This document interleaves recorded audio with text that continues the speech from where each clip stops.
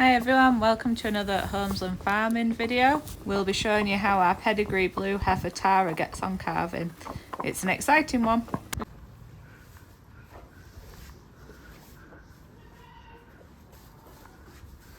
So she was due to calve on Wednesday. That was her due date. It's now Saturday. Last night, Friday, she was a little bit restless and she's passed a plug. So she had a little bit of clear mucus coming out of the back end. So we are any day now. But she's ready. She's slacking right off on here. And she's got a bag.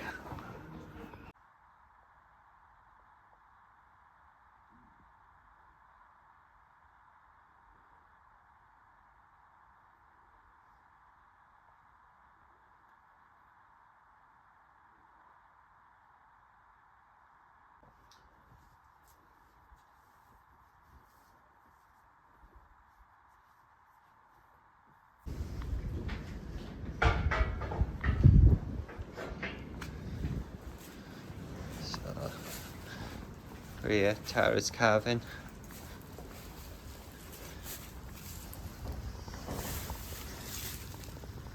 I don't see too much.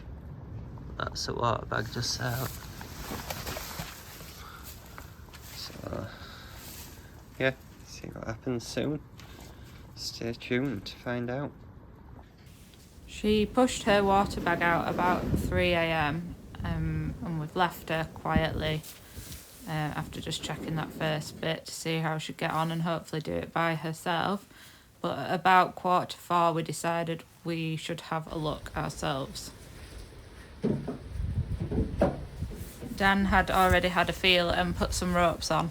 The thought that we might give it a go, pulling the calf. When you put your hand in, you could feel long legs. They didn't feel particularly wide, and you could get your hand over the head as well. It didn't feel overly massive, so I think we thought we'd just check what we're going on, but I think she's going to need a little bit of help, so we will get the calving jack on her.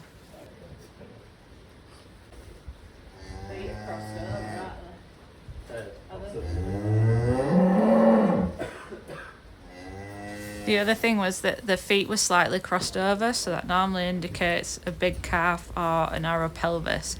So I'm just making sure that we've got the rope on each leg, the right leg, when we put it on the calving jack, so we're not pulling them out with crossed legs.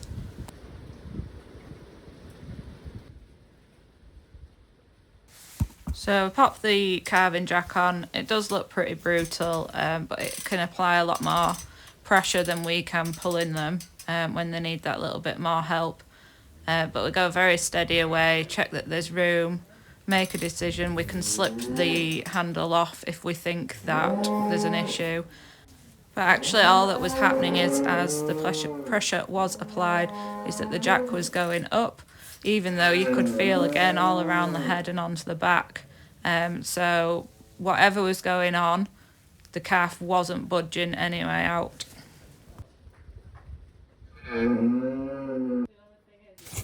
After a bit of trying and pulling, we've decided that it's not worth having a down cow or causing unnecessary damage to her or the calf. We don't want any broken legs, we don't want any stuck calves or anything like that. The best thing to do is to call the vet and go for a cesarean. Hi Matt, it's Dan Holmes here at Oxnard. I've heifer needing a cesarean. So we are both here now at the yard. Dan's mum kindly came over to watch Poppy, who was fast asleep and unaware. Bad news, the vet's been called for a cesarean. We've had a pull, as you saw on the video. It's just not wanting to move. It's got quite long legs and it's not moving from the shoulder. It's not a massive calf, but it feels a good enough size that, and it's just not moving. And obviously she's a heifer, she's gone overdue, and the baby is a Pedigree blue, so it's alive at the moment. So the important thing is to get the calf out alive with as least trauma as possible to Tara, and letting it go on for hours. So I don't know if we'll be able to film. We'll see. But obviously, fingers crossed, we'll show you. It'll be on CCTV anyway. We'll ask the vet, but they might not want to, especially at 5 o'clock in the morning. So wish us luck. So while we're waiting for the vet, we're just having a good tidy up. There is a little bit of draft coming from the door, and obviously it's going to be operating in here. So any bits of dust or loose straw we want to try and get up, so it's all reducing that risk of infection. So we'll sweep in front of the pen, sweep in the pen's all tidied up too. We've brushed off a side, and then obviously the vet will clip and scrub anyway. So it's just doing as much as we can to make it the cleanest surgery and the best chances for her. So I'll explain what's going on here. We are just about to pull the calf out of the uterus, but prior to this, basically the vet came, clipped up, put a load of local in her side, give her the relevant drugs that she needed, scrubbed her up, ready for surgery, and then he starts making an incision into her side through the skin to the muscle layers until he gets into the actual abdomen. At that point, he needs to locate a back foot in the uterus within the cow and bring it and exteriorize it out of the cow. So basically, you're minimising any infection from any sort of amniotic fluid getting into Tara's abdomen. So he's got the calf out at this point. I'm putting pressure on with a sterile rope. And what we'll do when he says is we will gently apply pressure to the calf. He'll make a controlled cut within the uterus, because what we don't want to do is pull it, tear the uterus, and then it becomes a really messy, hard job to stitch them back up. And obviously we want to breed Tara again in the future, so we want to do it as good as possible. At this point now, we start pulling the calf out. As you can see, it's a big one. Our job then is to get the calf going. The vet will concentrate on the cow. That is his job. The sooner that they can close up, the better it is for the cow. So at this point, actually, because she's not been calving too much, he's not really under an awful lot of stress. So what we want to do is just clear his airways, because obviously he's been dragged backwards rather than squeezed out forward. So clear the airway, check that he's all right, but actually very quickly he got going. There was no signs of any stress or anything for the calf, so it was really good outcome.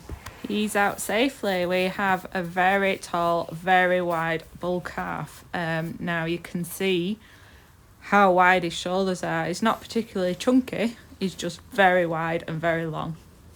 We just couldn't get his shoulders through poor Tara. Excuse the box, there's quite a lot of blood, but it's just stitching up now. We'll have to have a Google.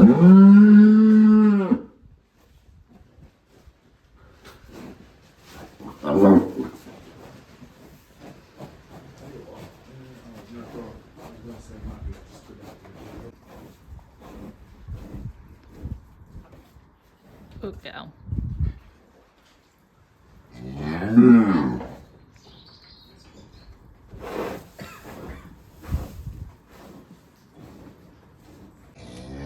So a good outcome with the cesarean. Took a little bit of messing for the vet because the calf was sat right over to the right and they make their incision from the left. So a little bit of faffing to get him across and some intestines to move out of the way. But a big calf, so we made the right decision. It's a boy. So Tara loves him very much, a little bit too much, so it's a little stressful watching because the calf's trying to get up already, which is great. But every time he moves, she freaks out a little bit. So I think what we're going to do is actually just stop looking. But yeah, leave him to it. She'll probably settle down. The hormones will be all over the place as well. And she is a first-time mum, so.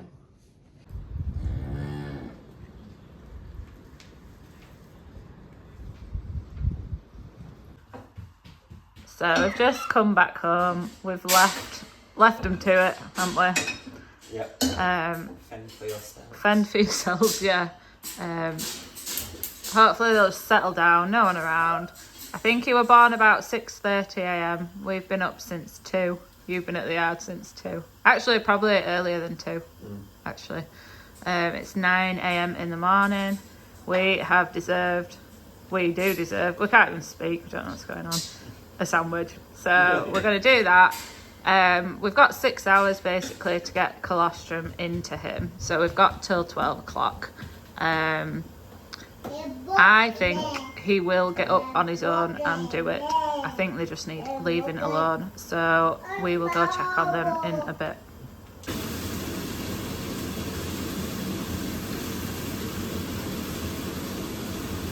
So we're on our way back to the yard.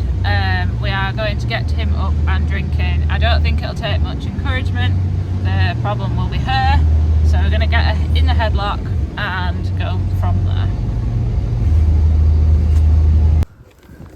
She didn't want to, but she did come to the corn. So we are safe in here now. Just going to see how she feels about milk and then get him up. Get him drinking, get a rug on, and hopefully they'll settle down then and he'll get going again.